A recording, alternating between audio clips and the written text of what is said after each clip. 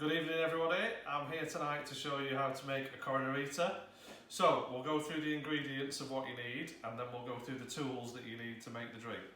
So you need 2 large glasses, probably pint pots will do for you. You need tequila, Cointreau, lime juice, squeezed lime juice.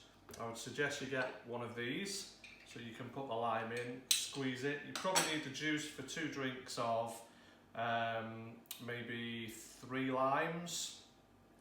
Obviously your bottles of Corona, ice, something to mix, something to stir, something to open your bottles, your 2 clips that sit on your glasses for later, most important, a measure and 2 straws.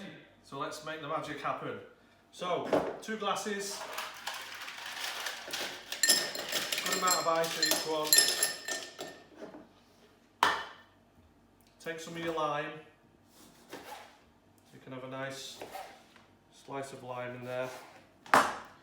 One in each glass.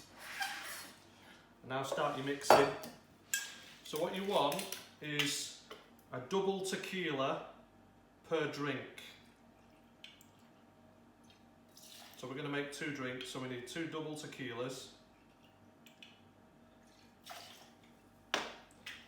And then we need a single shot of Cointreau per drink. So I'm going to put a double tequila, a double Cointreau in there. And then you put your fresh lime juice. So we've now got our mix. Give it a bit of stir. Split it equally between the 2.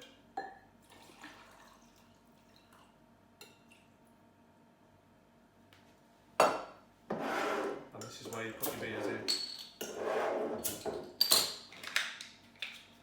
Don't forget your clips.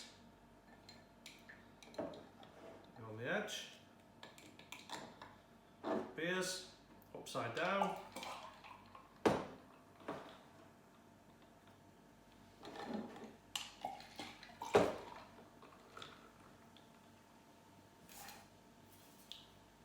Two straws,